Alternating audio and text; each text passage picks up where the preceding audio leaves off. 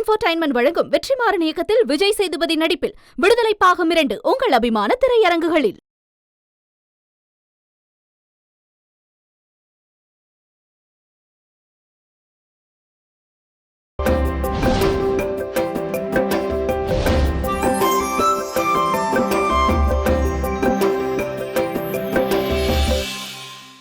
அந்த ஆள் கூட நான் சேர்ந்து வாழ்ந்தனா என் குழந்தைக்கு என்ன ஆகுமோன்னு ஒவ்வொரு நிமிஷம் நான் பயந்து பயந்து வாழணும். அப்படி வாழறதை விட நான் ஒரேடியா செத்து போயிடலாம். பணத்துக்கு நான் ஏற்பாடு பண்றேன். நீங்க மட்டும் எங்க இருந்து மாமா ஏற்பாடு பண்ண முடியும்? இப்போதைக்கு இதை வச்சு பணம் வாங்கிட்டு வாங்க. அம்மா அப்பாவோட லோக்கல் ஃபோன் நம்பரை நாங்க போனதுக்கு அப்புறமா ஃபோன் பண்ணி சொல்றேன். நீங்க அதுக்கப்புறமா ஃபோன் பண்ணி பேசுங்க. இன்னைக்கு திடீர்னு ஜூலி என் கண்ணுல தென்பட்டது நமக்கு கிடைச்சிருக்கிற துருப்பு சீட்டு. அந்த ஆளு என்ன மாதிரி நிறைய பேரை ஏமாத்திருப்பான் போல. படத்தை எல்லாம் சுருட்டிட்டு தலைமறை ஆயிட்டான். நீ கவலைப்படாத, இதை நான் பாத்துக்கிறேன்.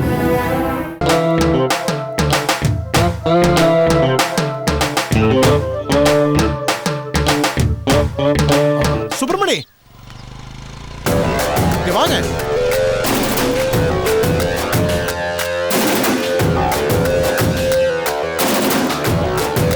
என்ன சுப்பிரமணி, எங்க போயிட்டு இருக்கீங்க? சண்முகத்தை பார்த்துட்டு வரேன். எங்க போறேன்னு எனக்கே தெரியல. என்னது, எங்க போறதுன்னு தெரியலையா? ஹாஸ்பிட்டல் பில் கட்டியாச்சு. இளவரசி டிஸ்சார்ஜ் ஆயிட்டாங்க, அதுவா தெரியுமா? அதெல்லாம் தெரிஞ்சு என்ன ஆக போகுது? அவதான் என்ன ஏதோ அசிங்கத்தை மிதிச்ச மாதிரி அருவருப்பா பாக்குறாளே.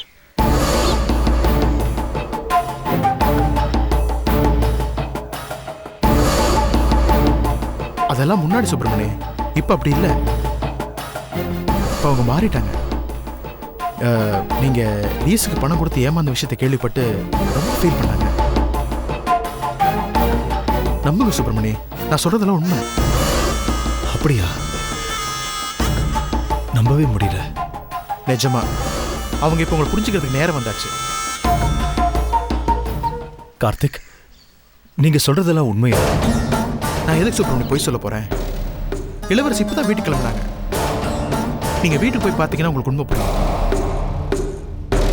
நீங்க பாருங்க சுப்பிரமணி, உங்க 2 பேத்துக்கு நடுவில் இடைவெளி அதிகமானா பிரிவும் ஜாஸ்தியாயிட்டே போகும். இளவரசி வீட்டுக்குள்ள நுழையும் போது நீங்க இருந்தீங்கன்னா ரொம்ப சந்தோஷப்படுவாங்க. தயவு செஞ்சு கிளம்புங்க. கார்த்திக், ரொம்ப தேங்க்ஸ் கார்த்திக். நான் இப்பவே வீட்டுக்கு போறேன். தேங்க்ஸ்.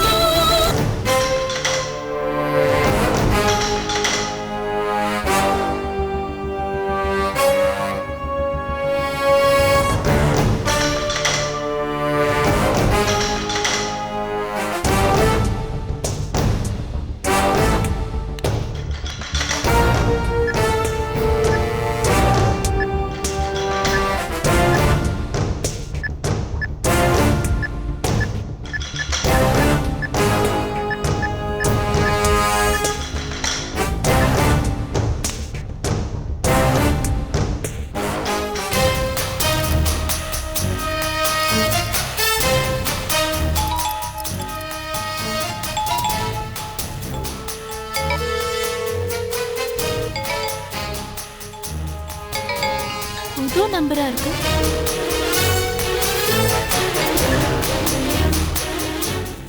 ஹலோ, ஏ பூஜா, நான் ஜூலி பேசுறேன். இப்ப எதுக்கு ஃபோன் பண்ண? சும்மாதான். நீ என்ன பண்ணிட்டு இருக்கன்னு தெரிஞ்சுக்கத்தான். நான் என்ன பண்ண உனக்கு என்ன?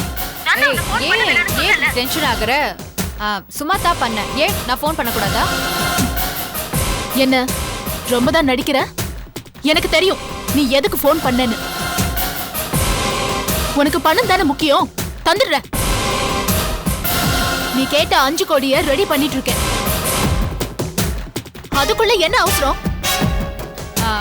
இல்ல, சும்மா. இங்க பார், சொன்ன தேதியில உனக்கு பணம் வந்து சேரும். பணத்தை வாங்கிக்கிட்டு எங்கேயாவது கண் காணாத தூரத்துக்கு போயிடு. என் கண்ணு முன்னாடி வந்துடாத. ஜூலின்னு எனக்கு ஒரு ஃப்ரெண்ட் இருந்தத நான் மறந்துட்டேன். புரிஞ்சுதா? இனிமே போன் பண்ணாத. போனை கட் பண்ண. என்னம்மா நானும் 2 நாளா கவனிச்சிட்டு இருக்கேன், ஒரே டென்ஷனா இருக்க. ஏதாவது பிரச்சனையாமா? ஒண்ணும் இல்லப்பா, லண்டன் போயிட்டு அருளை பார்த்துட்டு வந்துடலான்னு இருந்தேன். அதுக்குள்ள இங்க ஒரு டென்ஷன் ஸ்டார்ட் ஆயிடுச்சு. என்னாச்சுமா? எல்லாம் பிசினஸ் டென்ஷன் தான்ப்பா. ஒரு கிளைண்ட்டை ரொம்ப நம்பினேன், அவன் நம்பிக்கை துரோகம் பண்ணிட்டான்ப்பா. எனக்கே எதிரா திரும்பிட்டான். அந்த மாதிரி கிளைண்ட் எதுக்குமா வச்சிட்டு இருக்க? உடனே கட் பண்ணிட்டு வேற வழியை பார்க்க வேண்டியதானே? அதுதான்ப்பா யோசிச்சுட்டு இருக்கேன். அந்த பிரச்சனையை ஒரேடியா முடிச்சிட்டு தான் லண்டன் போயிட்டு நிம்மதியா இருந்துட்டு வரணும். ம்.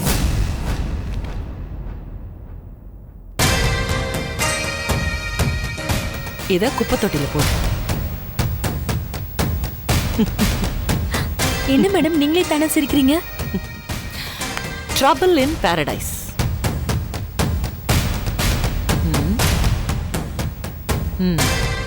ஜூலியே இங்க வந்து சுத்திக்கிட்டு இருக்கான்னு காரணம் தெரிஞ்சிடுச்சு. எலி வலையிலிருந்து வெளியே வந்துட்டா சிக்கித்தானே ஆகணும். சிக்க வைக்கிறேன். ஒண்ணுமே புரியலையே மேடம். பொறுமையா இரு. புரிய வேண்டிய நேரத்துல எல்லாத்தையும் புரிய வைக்கிறேன். ஆனா ஒரு முக்கியமான சந்தேகம் எனக்கு கிளியர் ஆயிடுச்சு. என்ன மேடம்? இந்த நர்மதான்ற பேர்ல இருக்கிற பொண்ணு பூஜா தான். there is no doubt about it. Pooja என்ன மேடம் சொன்னாங்க? நான் ஜூலியா குரல் மாத்தி பேசினதும் அங்க என்னமோ ட்ரபிள் நடக்குது. ஏன்னா பதட்டத்துல என்கிட்ட எல்லாத்தையும் உளறி கொட்டிட்டா. பூஜா பேசினதுதான் ரெக்கார்ட் ஆயிடுச்சுல, இப்பவே போலீஸ்ல போய் கம்ப்ளைண்ட் கொடுத்துடலாம்ல மேடம். அவசரப்படக்கூடாதுமா கௌரி. செத்து போனவ உயிரோட இருக்கான்னு நிரூபணம் பண்றதுக்கு இந்த ஆதாரம்லாம் போதவே போதாது. Extremely flimsy. அதுவும் மோகன் சர்மா மாதிரி ஒரு வக்கீல் அவ உதவிக்கு வச்சுக்கிட்டு இருக்கும்போது இந்த ஆதாரத்தை எடுத்துட்டு போனா அது சூசைட் பண்ணிக்கிற மாதிரி. ரொம்ப ஈஸியா இந்த ஆதாரத்துல உடைச்சு எரிஞ்சிருவாரு. இனிமேத்தான் நம்ம ரொம்ப கவனமா ஒவ்வொரு ஸ்டெப்பையும் எடுத்து வைக்கணும். அப்போ இப்ப நம்ம என்ன பண்றது மேடம்? ஜூலியும் பூஜாவும் எதிரிகளாயிட்டாங்க. This is good news for us. இத சாதகமா பயன்படுத்திக்கிட்டு நம்ம ஒவ்வொரு காயும் ரொம்ப புத்திசாலித்தனமா நகர்த்தணும்.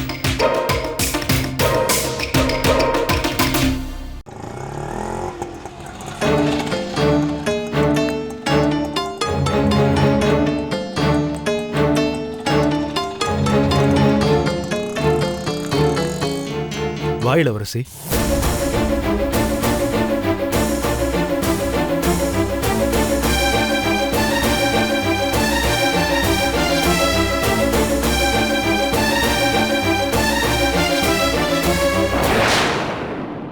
இந்த ஆளு இங்க யார் வர சொன்னது? யார் வர சொன்னா? அக்கா என்னது இது? உள்ள போய் பேசிக்கலாம். முதல்ல உள்ள வா. இந்த ஆள் இருக்கிற இடத்துக்கு நான் வர மாட்டேன். முதல்ல இந்த ஆளை வெளில போ சொல்லு. இந்த ஆள் இருக்கிற இடத்துல என் குழந்தைக்கு பாதுகாப்பு இருக்காது இல்லையா? முதல்ல இந்த ஆளை வெளியில போ சொல்றியா இல்லையா?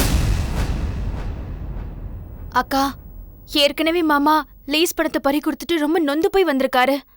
இந்த நிலைமையில இப்ப நாமளும் அவர் வெளியே போக சொன்னா எங்கக்கா போவாரு? எங்கேயாவது போட்டோம். அவர் பண்ண பாவம். கட்டின பொண்டாட்டியை ஏமாத்துனா இப்படித்தான் நடு ரோட்ல வந்து நிப்பாங்க.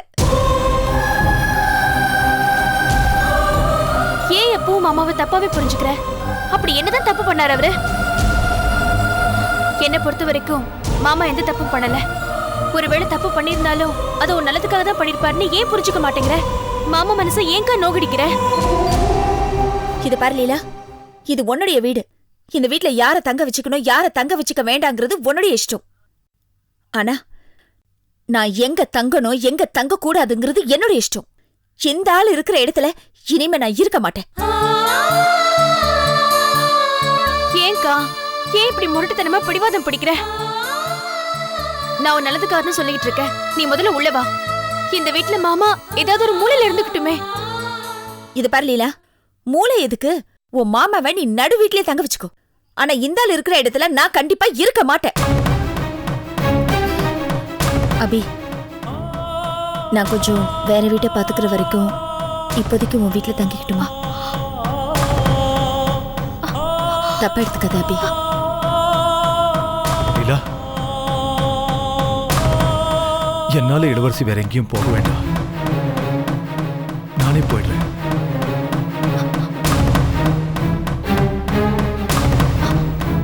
அக்கா எங்க போற? நில்லுக்கா. அக்கா இளவரசி, நீ எங்கேயும் போக வேண்டாம். நானே போயிடுறேன். வேணாம் சாமி, வேணாம். இப்போ உனக்கு தங்கறதுக்கு வீடு வேற இல்ல. இப்போ போற மாதிரி போயிட்டு ராத்திரி ஆனதும் எனக்கு எங்க போய் தங்குறதுனே தெரியல, இன்னைக்கு ஒரு ராத்திரிக்கு இங்க தங்கிக்கிறேன்னு வந்து கேட்டு நின்னாலும் நிப்பேன். நான் யாரையும் நம்புறதுக்கு தயாரா இல்ல. நீலா, நான் அபி வீட்லயே கொஞ்ச நாள் தங்கிக்கிறேன். வா அபி. இத பாருமா, சத்தியமா சொல்றேன், இனிமே இந்த வீட்டு பக்கம் கூட நான் வரமாட்டேன். மாமா மாமா என்ன மாமா நீங்களும் புரியாம பேசிட்டு இருக்கீங்க? அக்கா ஏதோ கோவத்துல பேசுறா. கோவம் குறைஞ்சுன்னு எல்லாம் சரியாயிடும் மாமா. நிச்சயமா அக்கா மனசு மாறி வருவா. இத பாரு லீலா, என் உயிரே போனாலும் சரி, இனிமே அந்த ஆளோட நிழல் கூட என் மேல படுறத நான் விரும்பல.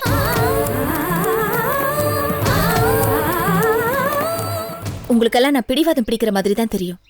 ஆனா நான் அப்படி பிடிவாதம் பிடிச்சாதான் என்னால என் குழந்தைய காப்பாற்ற முடியும். என் குழந்தைய விட யாரும் எனக்கு முக்கியம் இல்ல. புரியுதா அபி? வா அபி, நம்ம போலாம். லீலா, அவர் முதல்ல நீ உள்ள அழைச்சிட்டு போ. நான் அவளை வீட்டுக்கு கூட்டிட்டு போறேன். மற்றதை நம்ம அப்புறம் பேசிக்கலாம். அபி, இங்க பாரு அபி, நான் உன் வீட்டுல வந்து தங்குறதுல உனக்கு விருப்பம் இல்லைன்னு நீ ஆரம்பத்திலே சொல்லிடு. நான் தப்பாவே எடுத்துக்க மாட்டேன். அதுக்காக நாங்க வந்ததுக்கு அப்புறம் உன் வீட்டுக்காரரோட போய் இருன்னு மட்டும் சொல்லிடாத. இல்ல இளவரசி, நீ என் கூட எத்தனை நாள் வேணா தங்கிக்கலாம். வா நம்ம போலாம். வா. அக்கா அக்கா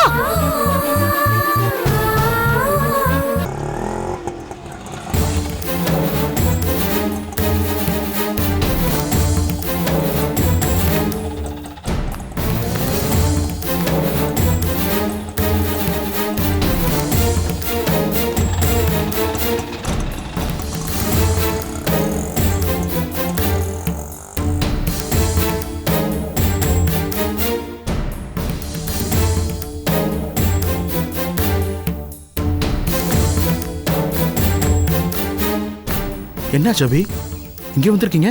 லீலா வீட்டுக்கு போலையா? லீலா வீட்டிலேருந்து அங்கே வரோம். அங்கே போகும்போது சுப்பிரமணி அங்கே இருந்தாரு. அவரை பார்த்ததும் இளவரசி கோவப்பட்டு என் கூடவே வந்துட்டா. அவ வேற வீடு பார்த்து அங்கே குடி போகிற வரைக்கும் நம்ம கூட தான் இருக்க போறா. அவ நொந்து போய் வந்திருக்காங்க. அவளை உள்ளவான்னு ஒரு வார்த்தை கூப்பிடுங்களேன்.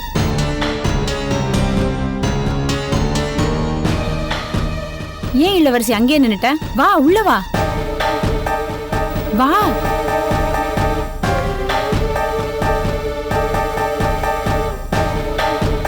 ஒரு நிமிஷம் இளவரசி.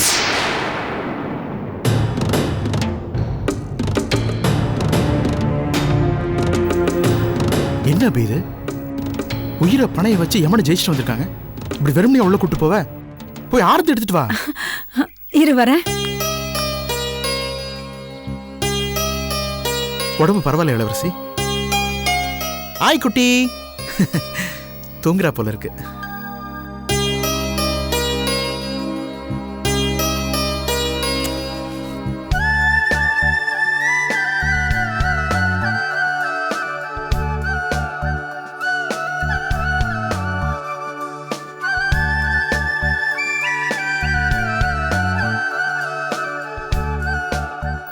குழந்தைக்கு வை.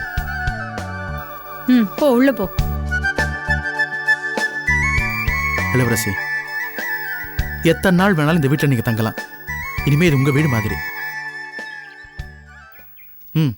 இளவரசி உள்ள கூட்டிட்டு போ. வா இளவரசி வா. பார்த்து வா. பார்த்து வாங்க.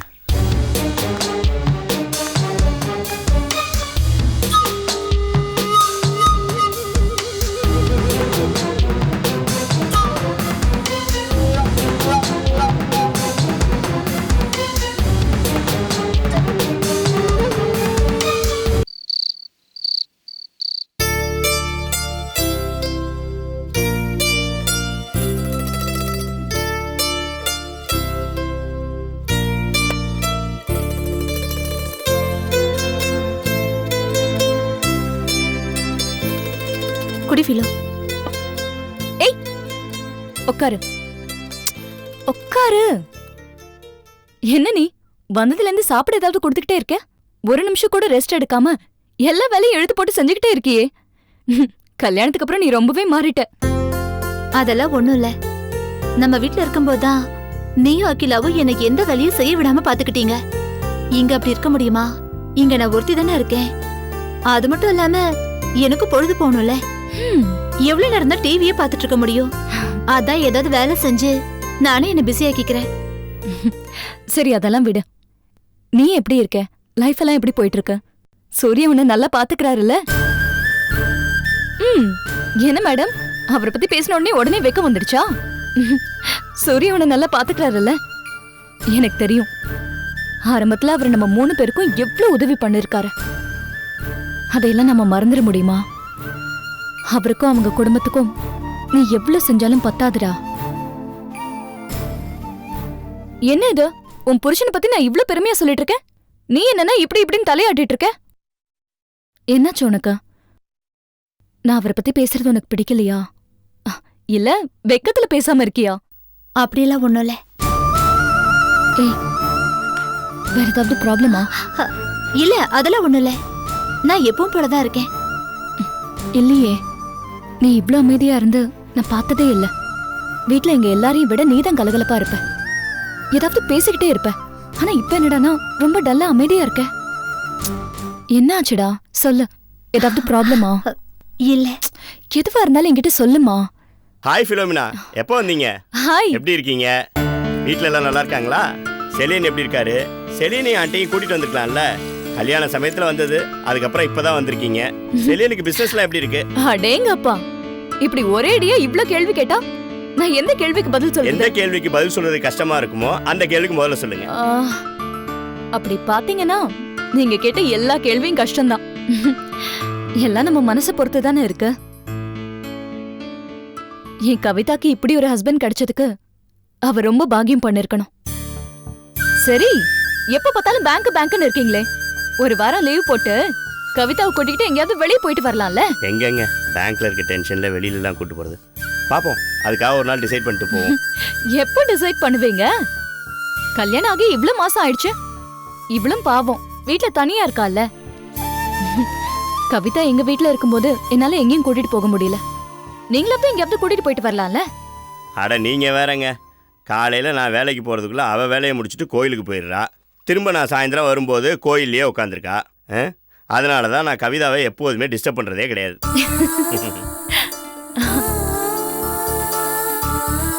இந்த குடி. Hi Akila, good evening. எப்படி இருக்க? என்ன நான் லேட்டாக வந்துட்டேன்னு கோவமா? ஆஃபீஸில் கொஞ்சம் வேலைடா, அந்த டென்ஷனில் தான் வர்றதுக்கு லேட் ஆயிடுச்சு. ஆமாம், ஃபிலோமினா வந்திருக்கா பாத்தியா? ஏன் அவ கூட பேச மாட்டியா? போய் பேசு. ஓ, அவள் அடிக்கடி வரலையேன்னு கோவமா? சரி, அவள் உனக்கு என்ன வாங்கிட்டு வந்திருக்கான்னு போய் கேளு. போ அகிலா, அவள் ஒரு தங்கச்சி தானே, அவகிட்ட போய் கோச்சிக்கிற. என்னம்மா பார்த்துட்டு இருக்கேன்? அவளே ரொம்ப நாள் அகிலா இறந்து போனதை அவ இன்னும் நம்பலம்மா. அவ கூடயே வாழ்ந்துட்டு இருக்கான். என்னமோ பேங்குக்கு போறான் வரான் சாப்பிட்றான், எல்லாம் யாந்திரிகமாக தான் பண்ணிட்டு இருக்கான். இன்னும் சொல்ல போனா அவ உடல் மட்டும்தான் இங்க இருக்கு, மனசெல்லாம் அகிலாவோட தான் இருக்கு. பாவம், கவிதாவை நினைச்சாதான் எனக்கு பரிதாபமா இருக்குமா.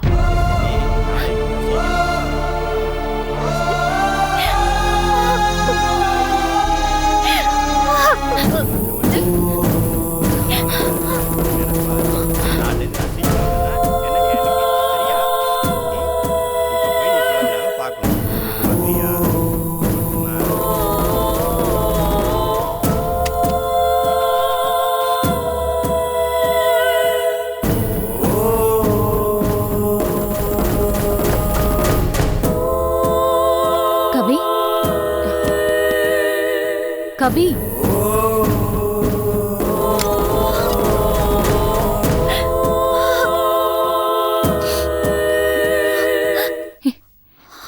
ஏன் கவிதா அழற? என்ன இது சின்ன புள்ள மாதிரி? என்ன ஏதுன்னு சொன்னதானே தெரியும். அவரு இன்னும் அகிலாவை மறக்கல பிலோமினா. அவர மனசுல அகிலா மட்டும்தான் இருக்கா. என்ன கல்யாணம் பண்ணிக்கிட்டாரு தவிர அவர் மனசுல நான் இல்ல பிலோமினா. இது என்ன வியாதினே தெரியல.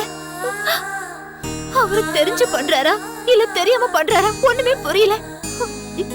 கல்யாணங்கிறது என் லைஃப்ல நடக்காம இருந்திருக்கலாம். எல்லாமே இருக்கு, ஆனா எதுவுமே இல்ல. அதான் இப்ப என்ன பண்றதுனே தெரியல. இதுக்கெல்லாம் போய் அழுதுகிட்ட லூசு, எல்லாம் சரியாயிடும்.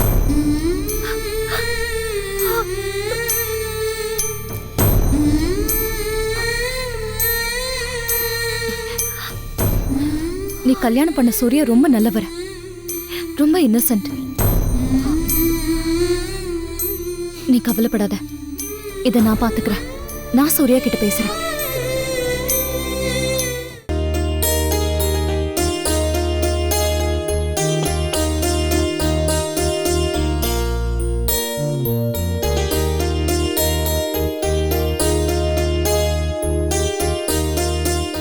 இளவரசி வா, டிஃபன் சாப்பிடலாம். ரெடி ஆயிடுச்சு. என்ன இளவரசி ஒரு மாதிரியாவே இருக்கா? இல்ல அபி, நான் வீட்டை விட்டு வரும்போது லீலா மனசு நோக்குற மாதிரி பேசிட்டு வந்துட்டேன். அதை நினைக்கும் போது மனசு கஷ்டமா இருக்கு. லீலாவை பத்தி தான் உனக்கு தெரியுமே, அவ ஒன்னும் உன்னை தப்பா எடுத்துக்க மாட்டா. அந்த ஆளை பத்தி புரிஞ்சுக்காம எல்லாரும் அவர் பக்கமாவே பேசிட்டு இருக்காங்க. அதான் எனக்கு ரொம்ப வருத்தமா இருக்கு. அபி, நான் இங்க தங்குறதுனால உனக்கு ஒன்னும்... நீ இப்படி சொல்றதுதான் எனக்கு கஷ்டமா இருக்கு இளவரசி. நீ ஏன் என்ன ஒரு ஃப்ரெண்டா மட்டும் பாக்குற? லீலா மாதிரி நானும் உனக்கு ஒரு சிஸ்டர் தான். அவரும் நானும் என்னைக்கும் உன்னை பாரமா நினைக்க மாட்டோம். நீ எத்தனை நாள் வேணா இங்க தங்கிக்கலாம். ஆனா உன் வாழ்க்கை மேல எங்களுக்கும் அக்கறை இருக்கு, அதை நீ புரிஞ்சுக்கணும். உன் பிடிவாத குணத்தை கொஞ்சம் மாத்திக்கணும். நான் சொல்றேன்னு தப்பா எடுத்துக்காத. நீ உன் புருஷனை மன்னிச்சு ஏத்துக்கணும். இந்த பிரிவு உங்களுக்குள்ள நிரந்தரமாயிடக்கூடாது. அவர் மேல தப்பு இருக்கலாம், நான் இல்லைன்னு சொல்லல. ஆனா அவர் உன் மேல இருக்க அன்புனாலதான் ஏதோ தப்பு பண்ணிட்டாரு. பாத்தியா அபி, நீயும் அந்த ஆளுக்கு தான் சப்போர்ட் பண்ணி பேசுற. எது அபி சரின்னு சொல்ற?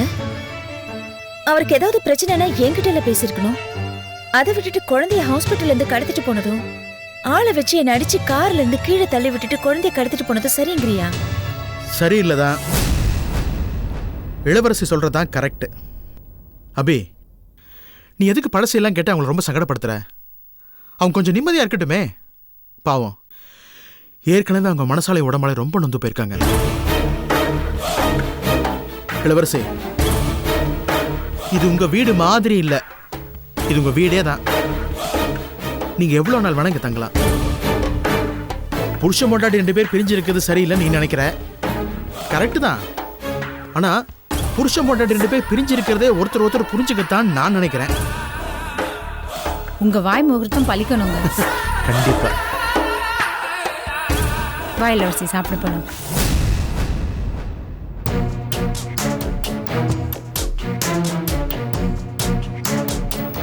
வா.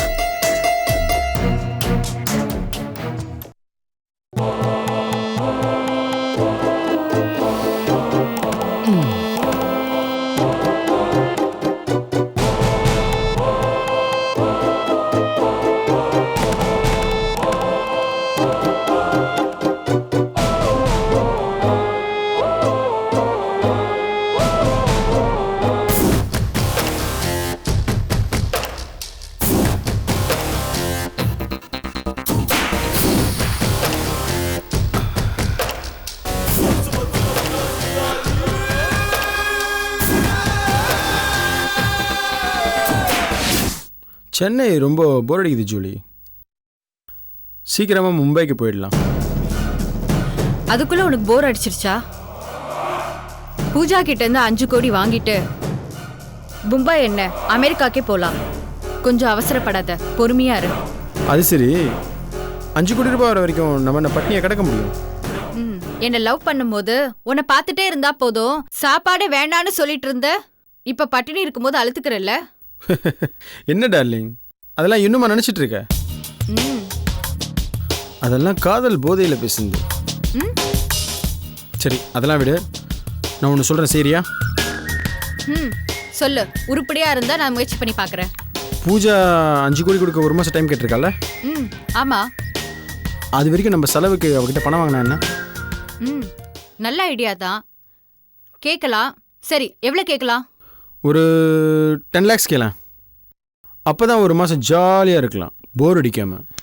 ம் அவ தருவாளா தெரியலையே. 5 கோடி தரத்துக்கே சம்மதிச்சிட்டா. இந்த 10 லட்சம் பெரிய விஷயமா அவளுக்கு? வேணா அந்த 5 கோடியிலேருந்து 10 லட்ச ரூபா கழிச்சிட்டு கொடுக்க சொல்லு. ம் ஓகே.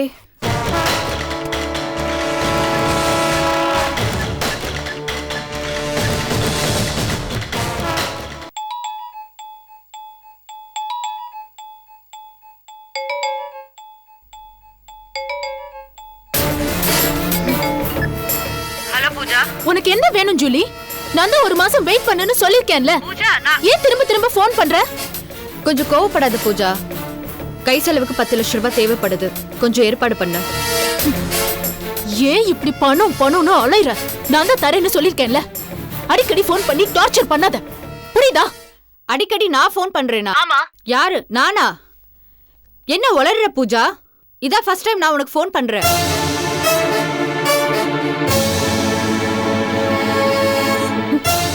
என்ன சொல்ற ஜூலி? அப்போ நேத்து பேசினது யாரு? அது யாரு எனக்கு தெரியல. உன்னை நேர்ல பார்த்ததுக்கு அப்புறம் இப்பதான் ஃபர்ஸ்ட் டைம் உனக்கு நான் ஃபோன் பண்ணி பேசுறேன். அதான் உண்மை. அது இதுன்னு சொல்லி 5 கோடி தராம ஏமாத்திட்டு போயிடாத. அடிச்சி, நான் எவ்வளவு சீரியஸா பேசிட்டு இருக்கேன், விளையாடுறியா? உனக்கு பணம் தானே வேணும். நீ கேட்ட 10 லட்சத்தை நான் கொண்டு வந்து தரேன். எங்க வரணும்னு சொல்லு. அன்னைக்கு நாம மீட் பண்ண இடத்துக்கு வரட்டுமா? அது வந்து பூஜா, அங்க வேண்டாம். முதல்ல பணத்தை ரெடி பண்ணு. எடுத்து நான் அப்புறம் சொல்றேன். சரி.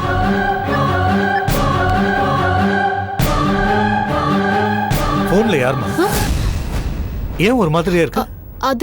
அது வந்து நேத்து சொன்னல, அதே கிளையண்ட் தான். இங்க பாருமா, நானும் உன்னை நேத்திலேருந்து கவனிச்சிட்டு இருக்கேன்.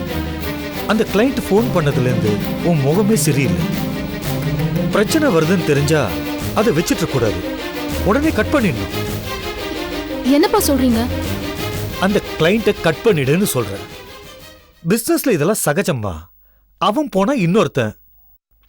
அவனை நம்பிட்டு இருந்தா அப்புறம் நீ வேலையே பார்க்க முடியாது, புரிஞ்சுதா?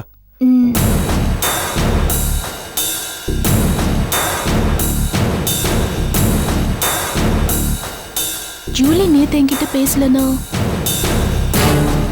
அப்ப போன்ல பேசினது யாரு? யாரு கேம் ஆடுறாங்க? இது தெரிஞ்சு நடக்குதா இல்ல தெரியாம நடக்குதா? என்கிட்ட போன்ல பேசினது யாருன்னு கூடிய சீக்கிரம் கண்டுபிடிக்கணும்.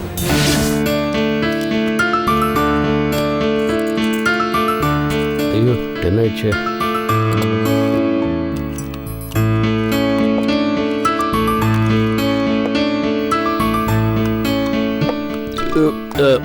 ஃபிலோ, நான் பேங்க் போயிட்டு வரேம்மா. சரிங்க அங்கிள்.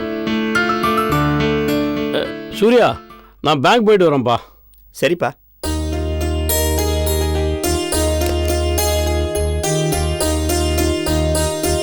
ஃபிலோ, நான் மார்க்கெட் போயிட்டு வரேன். நீ சமைக்க வேண்டாம். நான் வந்ததும் 2 பேரும் சேர்ந்து சரி போயிட்டு போ.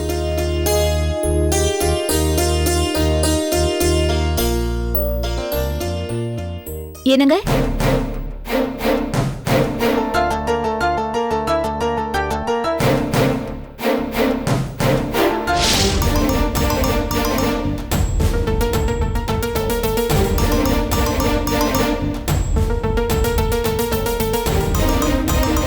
சூர்யா, காஃபி டீ ஏதாவது குடிக்கிறீங்களா? இல்ல ஃபிலோ, அதெல்லாம் ஒண்ணு வேணாம்.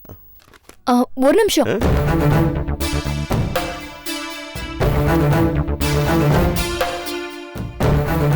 என்ன ஃபிலோ?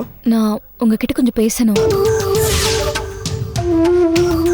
வீட்ல யாரும் இல்லாத நேரத்துல உங்ககிட்ட பேசணும்னு நினைச்சேன். அதுக்கான சந்தர்ப்பமும் இப்ப எனக்கு கிடைச்சிருக்கு. என்கிட்ட என்ன பேசணும் சொல்லுங்க. உங்க பேங்க்ல இப்ப நிலைமை எப்படி இருக்கு? உங்களுக்கும் மேனேஜருக்கும் நடந்த கோல்வார்லாம் முடிஞ்சிருச்சா? அதை ஏங்க கேட்குறீங்க?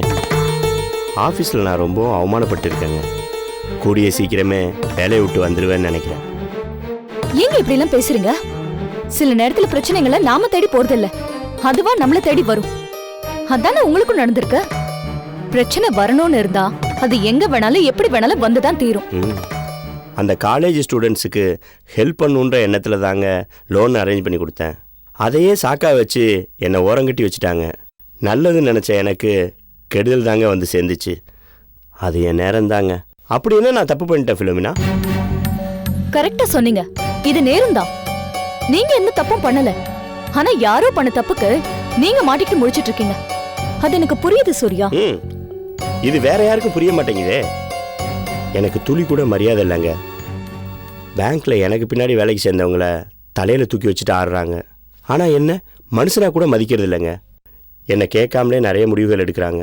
நீங்களே சொல்லுங்க, மரியாதை இல்லாத இடத்துல நான் எப்படிங்க இருக்க முடியும்? அப்போ வேலையை விட போறீங்களா? ஆமாங்க, விட்டா என்ன தப்பு? நம்மளை மதிக்காத இடத்துல நம்ம ஏங்க வேலை செய்யணும்? என்ன சூர்யா, வெறும் 8 மணி நேரம் வேலை பார்க்குற இடத்துல மரியாதை இல்லைன்னு தெரிஞ்சதும் இவ்வளவு வருத்தப்படுறீங்க?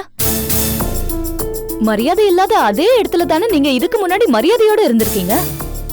இப்பதானே இந்த மாதிரிலாம் நடக்குது. அதுக்கு வருத்தப்படுறதை விட்டுட்டு அதே இடத்துல மரியாதை வர மாதிரி நீங்க நடந்துக்கணும். அதுதானே கரெக்டா இருக்கும்.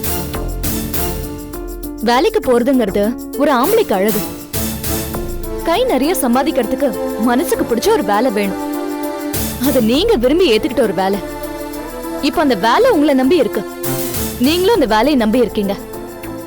அதே மாதிரிதான் உங்களை நம்பி வந்த கவிதாவை நீங்க மதிக்கலனா உங்களுக்கு வர இதே கோபம், வருத்தம், ஆத்திரம் எல்லாமே அவளுக்கும் வரும். அவளும் மனுஷி தானுங்க.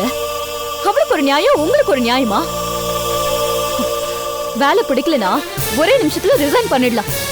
ஆனா கவிதாங்கிற உறவு உங்க வாழ்க்கை முழுக்க வரும்.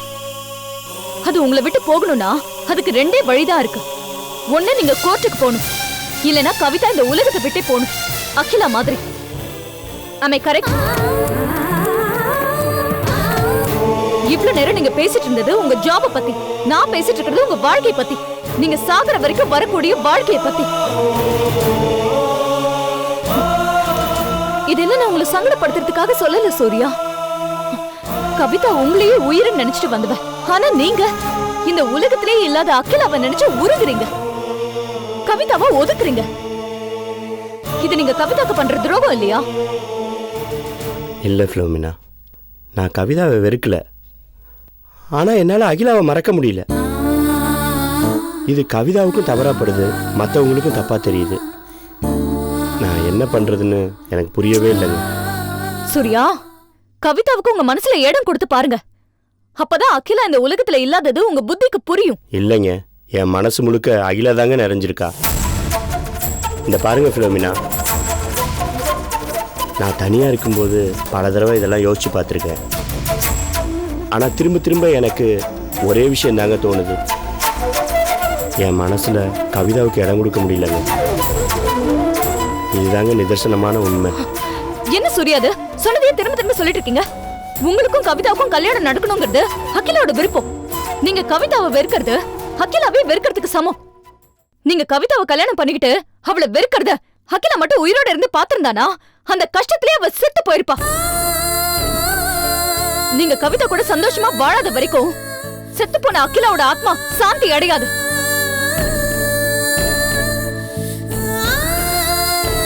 நல்லா யோசிச்சு பாருங்க சூர்யா, நான் சொல்றது எந்த அளவுக்கு உண்மைன்னு உங்களுக்கே புரியும். நீங்க படிச்சவரு, தனியா உட்காந்து யோசிக்க ஆரம்பிங்க. எப்போ ஒரு மனுஷன் தனிமையில உட்காந்து யோசிக்கிறானோ அன்னைக்குதான் அவனுக்கு ஒரு முடிவு கிடைக்கும், நல்ல ஒரு பதிலும் கிடைக்கும். கவிதாவும் நீங்களும் சேர்ந்து வாழணுங்கிறதுக்காக ஒரு நல்ல முடிவு எடுப்பீங்கன்னு நான் நம்புறேன். யோசிச்சு பாருங்க ப்ளீஸ்.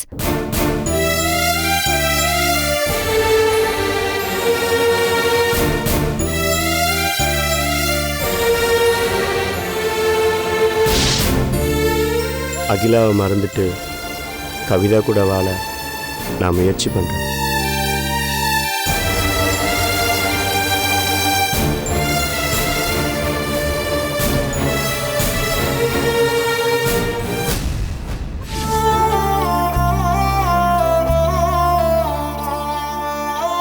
இதுக்குதாம்மா இந்த வீட்டுக்கே வரமாட்டேன்னு யாரும் என் பேச்சை கேட்கவே இல்லை. எல்லாரும் சேர்ந்து கட்டாயப்படுத்தி என்னை இங்க இருக்க சொன்னீங்க. பாருங்க இப்ப என்னாச்சுன்னு. எங்க போய் சேரக்கூடாதுன்னு நான் பயந்துகிட்டு இருந்தேனோ அங்கேயே போய் சேர்ந்துட்டா. ஏமா இந்த இளவரசி இப்படி பண்ணிட்டு இருக்கா? நீங்க வருத்தப்படாதீங்க மாமா. உங்க மேல இருக்கிற கோவத்துல தான் என்ன பண்றோம்னு தெரியாம அக்கா இப்படி எல்லாம் பண்ணிட்டு இருக்காங்க.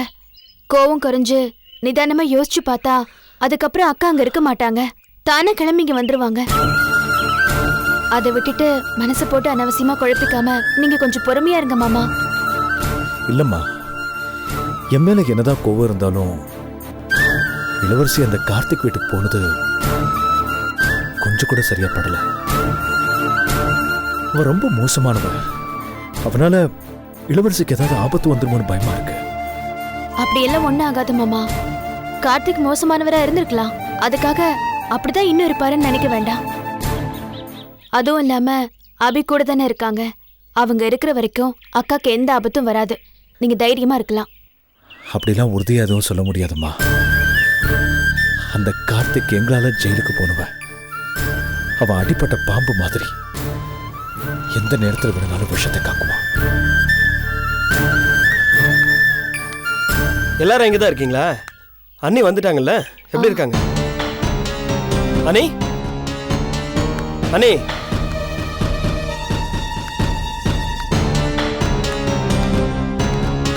அண்ணி எங்க?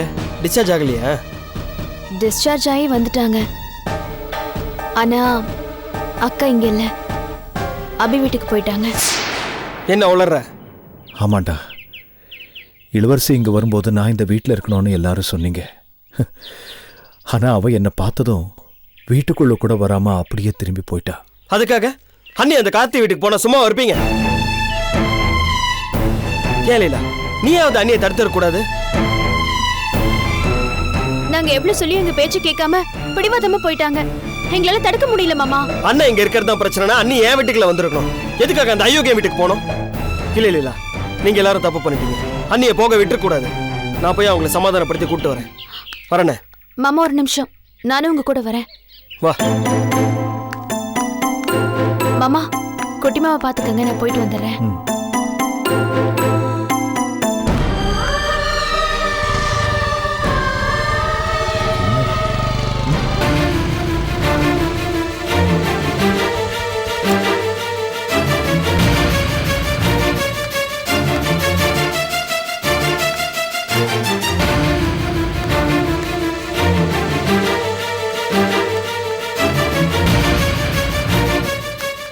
லீலா, இதான் கார்த்திகோட வீடு.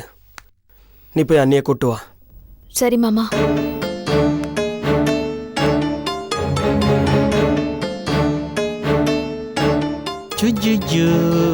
தூக்கம் வரலையா இன்னும்? லக்ஷ்மி கண்ணா, ஆச்சி ஆச்சி ஆச்சி.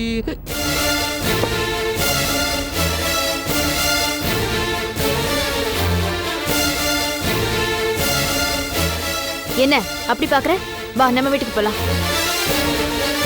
சண்முக மாமா வாசல்ல தான் நிக்கிறாரு. என்னக்கா எதுவுமே பேச மாட்டேங்கிற? என் மேல கோவமா? உன்கிட்ட தான் பேசிட்டு இருக்கேன். அக்கா, பழசுல மனசுல வச்சுக்கிட்டு தயவு செஞ்சு இப்படி பிடிவாதம் பிடிக்காதக்கா.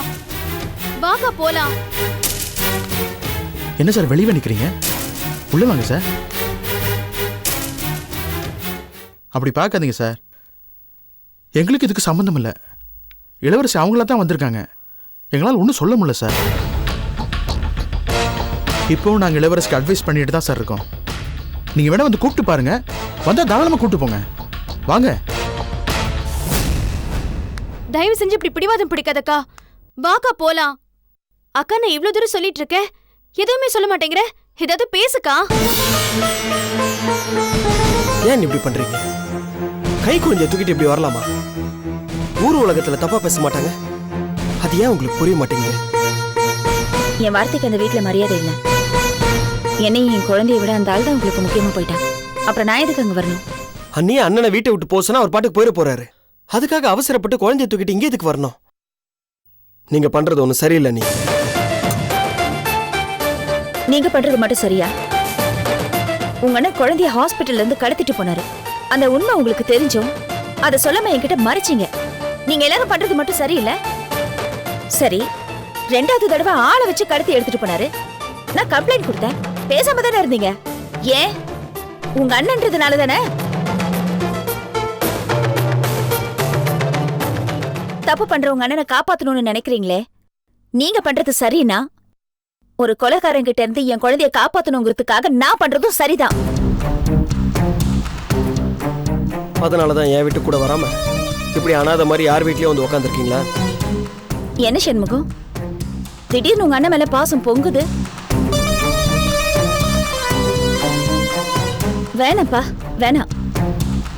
உங்க அண்ணன் ஜெயில இருந்தப்போ நான் உங்க வீட்டை தான் தேடி வந்தேன். ஏன்னா எனக்கு அப்ப தங்குறதுக்கு வீடு இல்ல. ஆனா நான் உங்க வீட்டுக்கு வந்தப்போ ஜெயித்து என்ன அவ்வளவு அவமானப்படுத்தினா. தங்கறதுக்கு வீடு இல்லாம தெரு தெருவா அலைஞ்சேன். இதெல்லாம் தெரிஞ்சும் கூட அப்ப நீங்க எந்த நடவடிக்கையுமே எடுக்கலையே. அப்ப நான் புரிஞ்சுக்கிட்டேன், கஷ்டமா இருந்தாலும் சொந்தக்காரங்க கிட்ட இருந்து தூரமா விலகி இருந்தாதான் மரியாதைன்னு. இப்படி கஷ்டப்படும் போது சொந்தக்காரங்க வீட்டுக்கு போய் அவமானப்படுறதை விட உண்மையா இருக்கிற இந்த மாதிரி நண்பர்கள் வீட்டுல வந்து இருக்கலாம். தப்பே இல்ல. போதும் சண்முகம், அடுத்து உங்களுக்காக நான் எழுந்ததெல்லாம் போதும். நீங்க ரொம்ப மாறிட்டீங்க அண்ணி. யார் என்ன தப்பு பண்ணாலும் அதை மன்னிச்சு ஏத்துக்கிற தனித்தன்மை உங்ககிட்ட இருந்தது. ஆனா இப்ப நீங்க அப்படி இல்ல. இவ்வளவு எதுக்கு? உங்க வாழ்க்கையை தட்டி பறிக்கணும்னு நினைச்ச கயல்விழிய கூட நீங்க எதிரியா பார்த்தது இல்லையே. அவன் மேல பரிதாபம் தானே பட்டீங்க. அப்படி இருந்த நீங்களா எப்படி மாறிட்டீங்க? இப்ப நீங்க பேசுறது செய்யறது எல்லாமே வேற யார் மாதிரியும் இருக்கு. பழைய விஷயத்தை குத்தி காட்டி பேசுறீங்க. நீங்களா இப்படி பேசுறீங்க அப்படின்னு என்னால கற்பனை பண்ணி கூட பார்க்க முடியல. உண்மையிலேயே நீங்க ரொம்ப மாறிட்டீங்க. நீ ஆமா, நான் மாறிட்டேன் தான். ஆனா நானா மாறல, நீங்க எல்லாரும் சேர்ந்துதான் என்ன மாத்திட்டீங்க. மத்தவங்களுக்காகவே வாழ்ந்துட்டு இருந்த இந்த இளவரசி இனிமே தான் குழந்தைக்காக மட்டும் தான் வாழ போறா. தயவு செஞ்சு என் முகத்துல நீங்க எல்லாம் முழிக்காதீங்க. இங்க இருந்து போயிடுங்க. சரி அண்ணி, நாங்க போயிடுறோம். ஒருத்தருக்கு நேரம் சரியில்லைன்னா அவங்க எடுக்கிற எல்லா முடிவும் தப்பாதான் இருக்கும்ன்றது உங்க விஷயத்துல சரியாதான் இருக்கு. நீங்க எடுக்கிற முடிவு தப்புங்கிறது கூடிய சீக்கிரமே உங்களுக்கு புரியும். லீலா, வாமா போலாம்.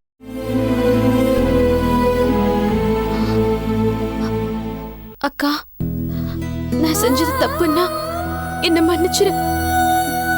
இனிமே மாமா என் வீட்டு பக்கம் வராம நான் பாத்துக்கிறேன். ப்ளீஸ்க்கா, நம்ம வீட்டுக்கு போலாம் வா.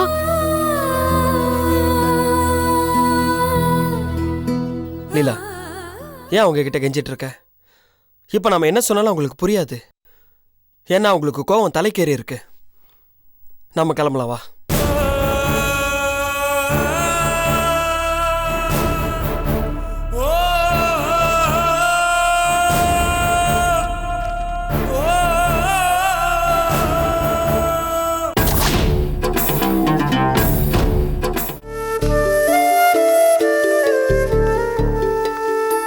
மாமா வாங்க. ஒரு நிமிஷம். ஏதோ கோபத்தில் புறப்பட்டு வந்துட்டாங்க. இப்போ அவங்களை கட்டாயப்படுத்தி அனுப்பிச்சு வச்சோம்னா தப்பான முடிவுக்கு ஏதாவது போயிடுவாங்களோன்னு பயமா இருக்கு. கொஞ்சம் பொறுமையா இருங்க, எப்படியாவது சமாதானப்படுத்தி அனுப்பிச்சு வச்சிடறோம்.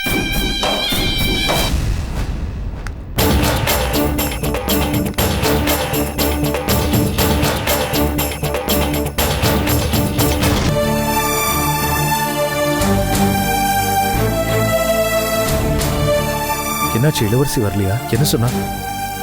நாங்க எவ்வளவு சொல்லி பார்த்தோம் மாமா, ஆனா அக்கா ரொம்ப பிடிவாதமா இருக்காங்க. எனக்கு தெரியுமா அவ வரமாட்டான்னு. இருந்தாலும் ஒரு நப்பாசை, ஒருவேளை மனசு மாறி வந்துருவாளோன்னு காத்துட்டு இருந்தேன். எல்லாம் என் தலையெழுத்து. யாரு நொந்து என்ன பிரயோஜனம்? அண்ணா, இன்னைக்கு இல்லைனாலும் என்னைக்காவது ஒரு நாள் அண்ணி திரும்ப வந்துருவாங்கன்ற நம்பிக்கை எனக்கு இருக்கு. அது வரைக்கும் கொஞ்சம் பொறுமையா இரு. என் வாழ்நாள் முழுக்க அவளுக்காக காத்திருக்க நான் தயாரா இருக்கேன்.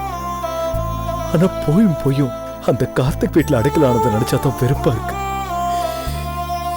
என் மேல இருக்கிற கோவத்துல தன் தலையில தானே மண்ணள்ளி போட்டுக்கிறான். மாமா, நீங்க எதுக்கும் கவலைப்படாதீங்க. அக்கா நெருப்பு மாதிரி, அவங்கள யாரும் நெருங்க முடியாது. அந்த நம்பிக்கை எனக்கும் இருக்குமா. ஆனா அந்த கார்த்திக் எரியிற நெருப்புல எண்ணெயை ஊத்துறவன் இளவரசிக்கு என் மேல இருக்கிற வெறுப்பை அதிகப்படுத்திடுவான்.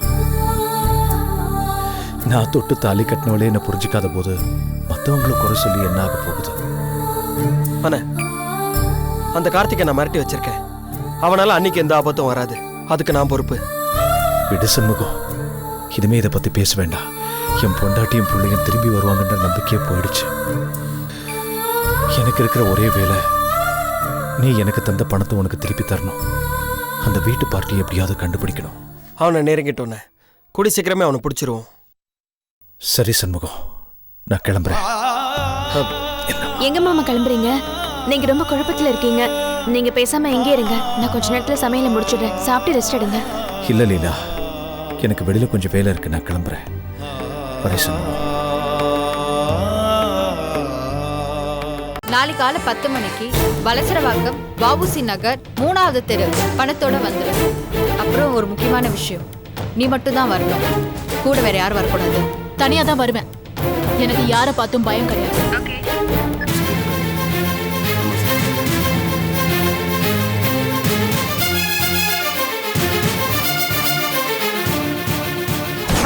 அவர் வரலையா? அவர் வரல. அவரு வேலை விஷயமா ஊருக்கு போயிருக்காரு. RS என்டர்டெயின்மெண்ட் வழங்கும் வெற்றிமாறன் இயக்கத்தில் விஜய் சேதுபதி நடிப்பில் விடுதலை பாகம் 2 உங்கள் அபிமான திரையரங்குகளில். Catch us on TV, Thandivan app, thandivan.com and YouTube.